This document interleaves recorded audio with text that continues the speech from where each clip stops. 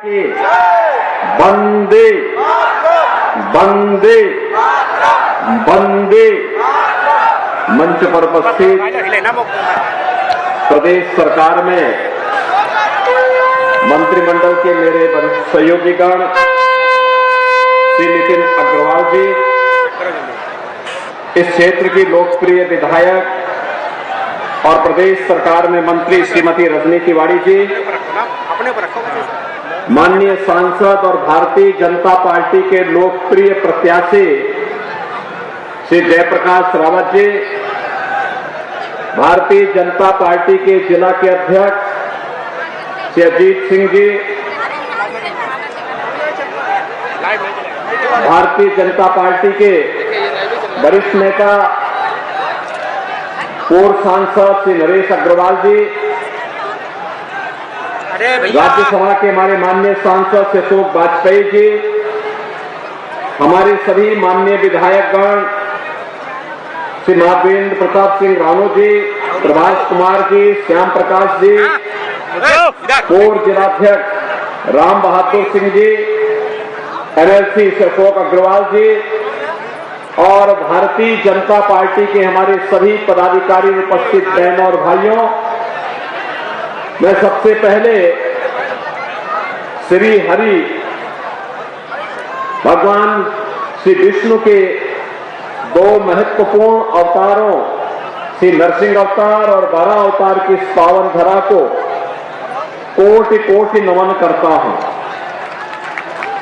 आप सभी का मैं हृदय से अभिनंदन करता हूं कि इतनी भीषण धूप में इतनी भारी संख्या में गर्मी और लू की परवाह के बगैर आप जिस मजबूती के साथ, जिस उत्साह के साथ अपना आशीर्वाद देने के लिए भारतीय जनता पार्टी के प्रत्याशी को देने के लिए आए हैं, वह अंतःकरण से विभूत करने वाला है। मैं आपका हृदय से अभिनंदन करता हूं, स्वागत करता हूं।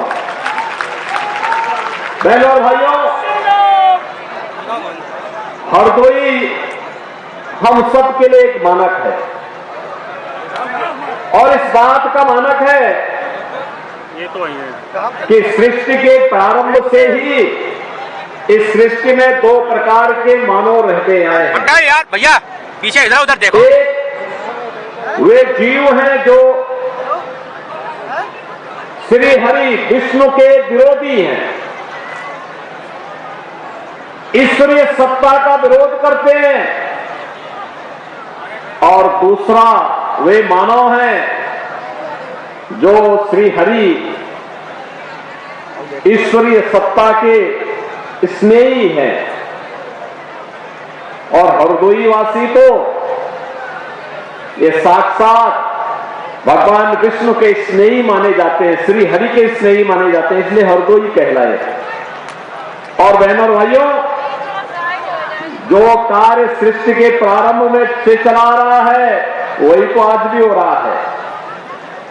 देश के अंदर एक तरफ भगवान श्री कृष्ण के ही अवतार मर्यादा पुरुषोत्तम भगवान श्री राम के भक्त हैं और दूसरी तरफ रामद्रोही हैं। आज आपने देखा होगा कांग्रेस ने अपने एक प्रवक्ता के खिलाफ इसलिए कार्रवाई कर दी क्योंकि उनकी प्रवक्ता अयोध्या में रामलला का दर्शन करने के लिए गई थी। अब आप सोचो, इन कांग्रेसियों की मति मारी गई है, भगवान का विरोध कर रहे हैं, भगवान का विरोध कर रहे हैं। और यही तो मैं कहने के लिए आया हूं, एक तरफ राम की सत्ता पर, ईश्वरीय सत्ता पर विश्वास करने वाली भारतीय जनता पार्टी और सहयोगी दल है, और दूसरी तरफ राम का द्रोह करने वाले, राम के द्रोह करने वाले की दुर्गति हमेशा तय है। और बहनों और भाइयों, लोकसभा का चुनाव 2024 इस बात का साक्षी एक बार फिर से बनने जा रहा है। पूरे देश के अंदर जो माहौल है, दो चरणों का चुनाव संपन्न हो गया है। बहनों और भाइयों, दो चरणों के चुनावों के बाद तो तीसरे चरण का चुनाव है।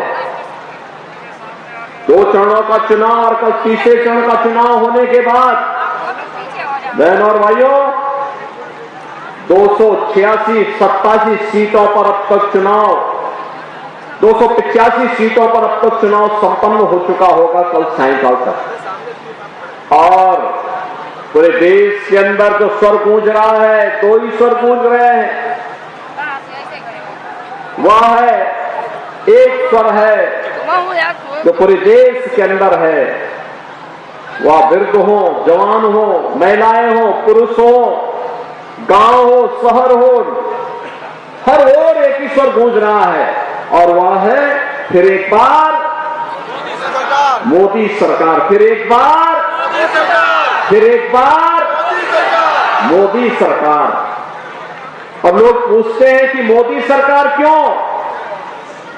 तो बहनों और भाइयों, भारत की जनता के द्वारा कहा जाता है, जो राम को लाए हैं